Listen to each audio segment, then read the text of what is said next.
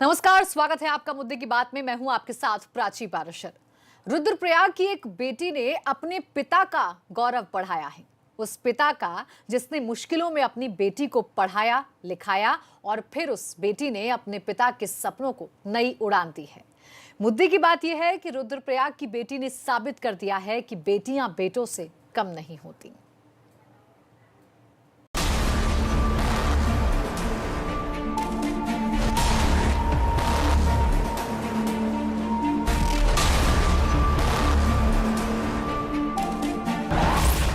बेटियां शुभकामनाएं,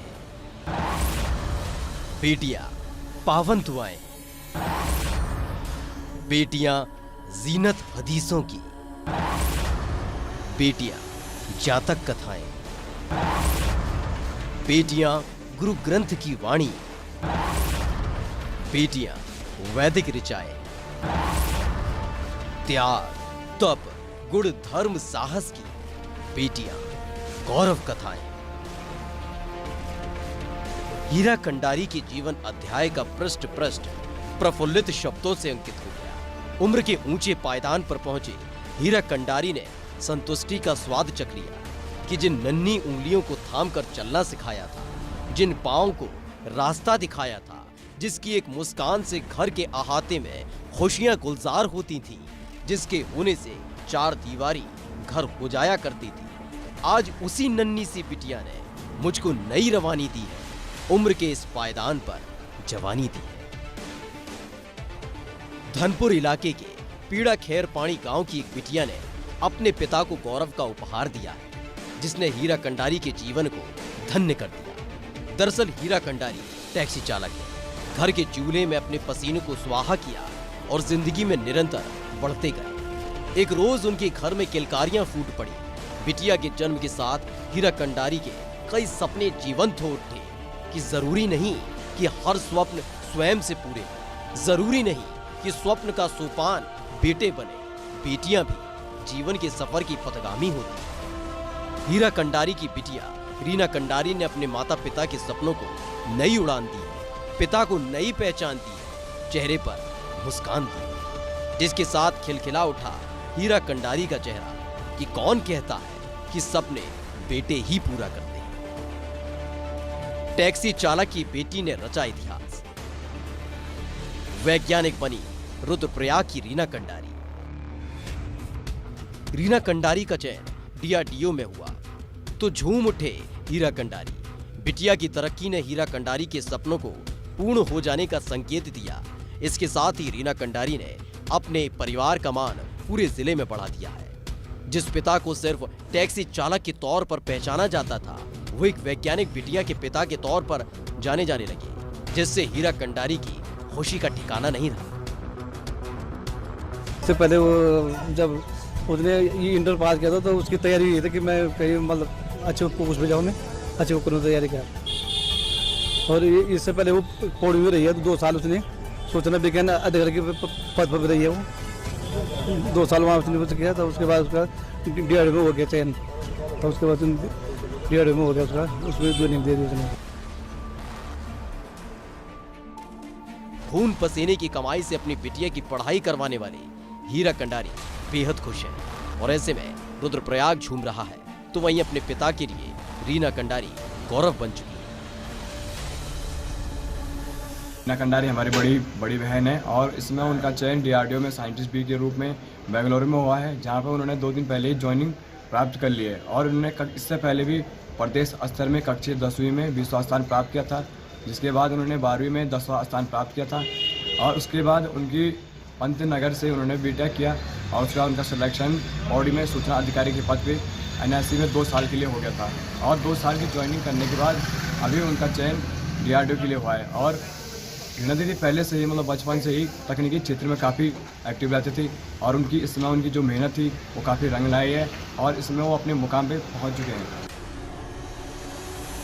जिस टैक्सी स्टैंड पर सिर्फ एक टैक्सी चालक के तौर पर हीरा कंडारी को जाना जाता था, उसी टैक्सी स्टैंड पर हीरा कंडारी को सम्मानित किया गया। फूल माला पहनाकर सम्मान किया गया और मिठाई खिलाई गई। हमारे धनपुर क्षेत्र के पीड़ा खैरपानी गांव की रीना कंडारी का चयन defence research and development organisation यानी DRDO में बतौर साइंटिस्ट हुआ है। यह न केवल रुद्रप्रयाग जनपद के लिए बल्कि संपूर्ण उत्तराखंड के लिए गौरव की बात है। जैसा कि आप सभी जानते हैं, DRDO एक रक्षा अनुसंधान इकाई है और यह भारत सरकार के रक्षा मंत्रालय के अधीन काम करती है। अब रुद्रप्रयाग की यह बेटी रक्षा अनुसंधान से जुड़ी परियोजनाओं का हिस्सा बनेंगी। हमें पूरा भरोसा है रुद्रप्रयाग जनपद के अन्य युवा भी रीना से प्रेरित होंगे और रुद्रप्रयाग जनपद का नाम रोशन करेंगे। खैर, एक बार फिर से रीना कंडारी ने अपनी मेहनत से साफ कर दिया है कि जरूरी नहीं कि बेटा ही परिवार का आधार हो, बिटिया माता पिता का संसार होती है। और एक बिटिया ने अपने पिता के सपनों को साकार कर दिया है, हीरा कंडारी को नया संसार दिया है। ABP गंगा के लिए रुद्रप्रयाग से रोहित टिमरी की रिपोर्ट। यूपी में लगातार महिलाओं के खिलाफ बढ़ रहे अपराध को रोकने के लिए मिशन शक्ति की शुरुआत की गई, जिसमें अब बच्चियों को न सिर्फ जागरूक किया जा रहा है और महिला पुलिस कर्मियों को तैनात किया जा रहा है, बल्कि महिलाओं को आत्मनिर्भर और सेल्फ डिफेंस सिखाया जा रहा है।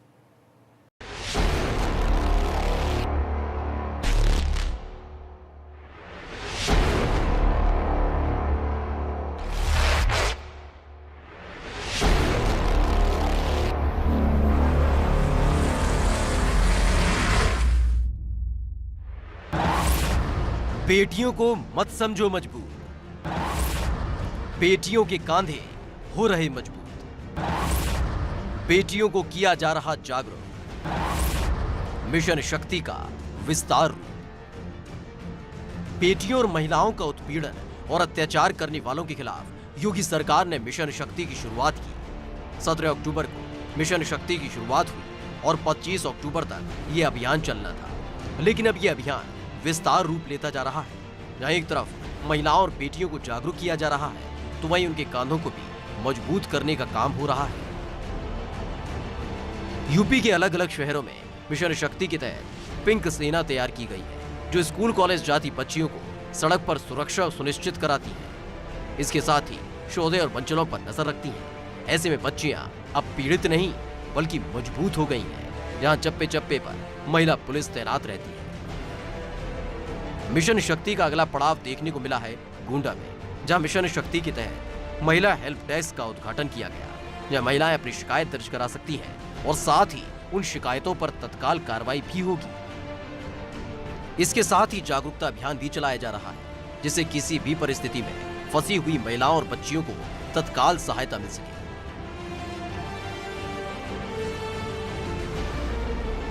मिशन शक्ति के प्रथम चरण में जो हमारा जागरूकता पर विशेष जोर है, इसके बारे में सभी को अवगत कराया गया।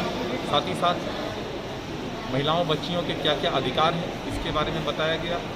हमारे कौन कौन से हेल्पलाइन नंबर्स हैं, इसके बारे में डिटेल्स बताई गई, जैसे 1090, 112, 181। एंटी रोमियो स्क्वाड की जो कार्य प्रणाली है, उसके बारे में अवगत कराया गया कि वो किस तरह काम करती है, कैसे हम इन सब सुविधाओं का लाभ ले सकते हैं, इसके बारे में बताया गया। थानों पर जो महिला हेल्प डेस्क जो स्थापित की गई है, उसमें उसका कैसे ज़्यादा से ज़्यादा लाभ ले सकें, इसके बारे में अवगत कराया गया। नारी सुरक्षा, सम्मान और स्वावलंबन जो इस मिशन शक्ति के 3 कंपोनेंट्स हैं, इसके बारे में सबको जागरूक किया जा रहा है। मिशन शक्ति अभियान सिर्फ कागजों पर महिला डेस्क की स्थापना तक सीमित नहीं है, बल्कि योगी सरकार की नीति है कि महिलाओं और बच्चियों की सुरक्षा को किसी भी कीमत पर सुनिश्चित किया जाए। इसके लिए जागरूकता अभियान के साथ साथ मिशन शक्ति के तहत महिलाओं को सेल्फ डिफेंस के लिए तैयार किया जा रहा है। मिशन शक्ति बना व्यापक अभियान, शहर शहर चल रहा जागरूकता अभियान, महिला हेल्प डेस्क की हुई स्थापना, शहर शहर घूम रही पिंक सेना, बच्चियों के कांधे किए जा रही मजबूत, सेल्फ डिफेंस की दी जा रही ट्रेनिंग। दरअसल मिशन शक्ति का लक्ष्य सिर्फ पुलिस प्रणाली को तत्पर करना नहीं है, बल्कि बच्चियों को भी सेल्फ डिफेंस के लिए तैयार करना है। ऐसे में बच्चियों को जागरूक किया जा रहा है तो वहीं बच्चियों को ताइक्वांडो सिखाया जा रहा है। गोंडा में बाकायदा इसके लिए ट्रेनिंग भी शुरू कर दी गई है, जिससे स्कूल कॉलेज जाने वाली छात्राएं किसी भी परिस्थिति में खुद को असहज या फिर पीड़ित महसूस न करें। साथ ही साथ यह भी बताया जा रहा है कि जो भी वायलेटर्स होंगे, जो भी महिलाओं बच्चियों को परेशान करने वाले व्यक्ति होंगे, उनको विधिक प्रावधानों के अंतर्गत उनके विरुद्ध कड़ी कार्रवाई की जाएगी और महिलाओं को भी सेल्फ डिफेंस, अपने आप को मानसिक और शारीरिक रूप से सशक्त करने के बारे में भी उनको प्रशिक्षण समय समय पर दिया जाएगा। और इस तरह से हम सब मिलकर आप मीडिया बंधुओं के सहयोग से हम लोग निश्चित तौर पे इस मिशन को बहुत ही ज़्यादा कामयाब बनाने में सफल हुए। फिलहाल सीएम योगी आदित्यनाथ के लक्ष्य को धरातल पर उतारने के लिए लगातार पुलिस काम कर रही है, जिसमें महिलाओं को मजबूती देने का काम किया जा रहा है। ऐसे में सीएम योगी का एकमात्र लक्ष्य है, लक्ष्य ये कि उत्तर प्रदेश महिलाओं के लिए भी भय मुक्त उत्तर प्रदेश बने। गोंडा से एबीपी गंगा के लिए कृष्ण कुमार की रिपोर्ट।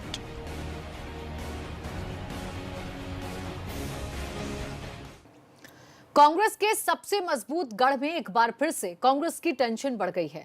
कांग्रेस के खिलाफ बगावत का झंडा बुलंद करने वाली रायबरेली सदर से विधायक अदिति सिंह ने कांग्रेस की दिक्कतें बढ़ा दी हैं और कमला नेहरू एजुकेशनल सोसाइटी के नाम से पड़ी 5 बीघा जमीन को लेकर सवाल खड़े कर दिए हैं। ऐसे में मुद्दे की बात यह है कि कमला नेहरू एजुकेशनल सोसाइटी के नाम से ली गई नजूल की जमीन को लेकर छिड़ी जंग में प्रशासन क्या रुख अपनाता है।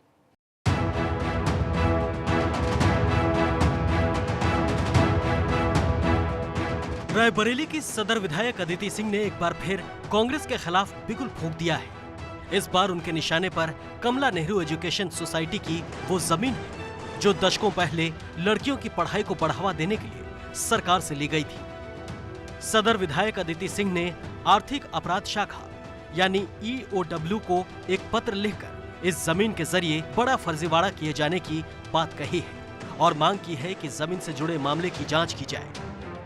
पत्र के जरिए कमला नेहरू एजुकेशन सोसाइटी की कार्यशैली पर गंभीर आरोप भी लगाए गए हैं। मामला ये है कि रायबरेली में एक ट्रस्ट, एक सोसाइटी बनी हुई है कमला नेहरू एजुकेशन सोसाइटी, जिसका गठन 68-69 में हुआ था और जिनको एक ज़मीन पट्टे पे दी गई थी लड़कियों के लिए स्कूल और कॉलेज बनाने के लिए, एजुकेशन व्यवस्था बनाने के लिए, इसीलिए इसका नाम एजुकेशन सोसाइटी है। इस ट्रस्ट, इस सोसाइटी के मेंबर्स थे उमा शंकर दीक्षित जी, शीला कौल जी, यशपाल कपूर जी एवं अन्य कांग्रेस के परिवार के लोग या तो लॉयलिस्ट। इस ट्रस्ट ने कभी वहाँ स्कूल नहीं बनाया, कभी कोई कॉलेज नहीं बनाया, कभी कब्जा ही नहीं था इनका, कभी काबिज ही नहीं थे वो इस ज़मीन पे। और वहाँ फिर उस ज़मीन पे धीमे धीमे छोटे लोग बसने लगे, किसी की ऑटो की छोटी सी दुकान, तो किसी की छोटी सी पान की गुमटी, तो किसी की चाय की दुकान। आज की तारीख में वहाँ 112 लोग उसी ज़मीन से अपना जीवन यापन करते हैं। वहीं से उनकी रोजी रोटी है, वहीं उनके घर हैं और वहीं उनकी दुकानें हैं। अब ये हुआ है कि वो फ्री होल्ड उन्होंने करा ली थी ज़मीन, 2002-2003 के आसपास उन्होंने फ्री होल्ड करा ली थी और उसके बाद उन्होंने 2 सेल अग्रीमेंट कराई थी।